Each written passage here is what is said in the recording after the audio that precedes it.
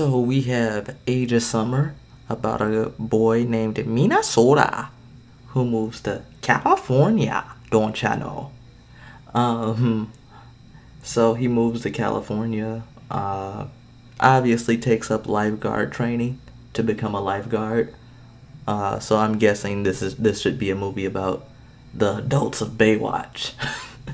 But no, so he takes up lifeguard training during one day of lifeguard training. I'm guessing his fancy bike gets stolen, and then they get him a skateboard, and then there's this so-called rock god who's trying to tell him what happened to his bike.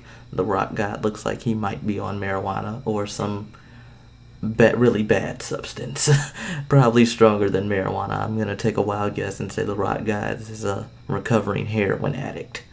But yeah, it's called Age of Summer. Looks like it might be an indie film, but somewhat decent. So I guess we'll just have to figure out what it's about when it comes out in theaters. So if you're into war movies, A Private War is for you.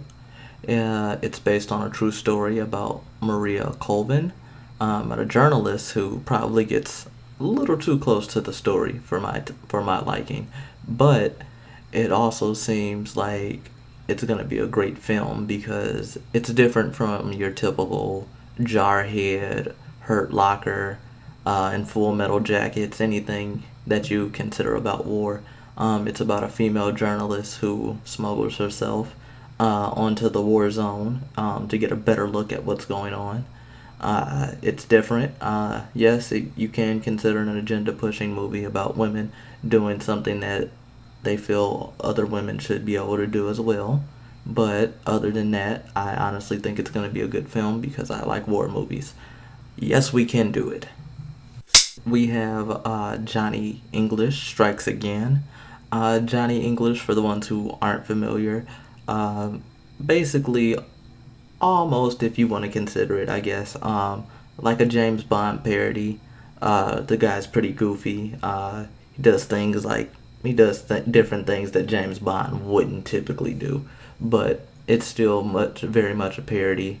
It's really funny. Rowan Atkinson, forgive me if I butchered his name, but he's really good at slapstick comedy, so it's more physical comedy than anything. But he's really great. The first two Johnny Englishes, the first one was made in 2003, the second one again in 2011, and then this one in 2018.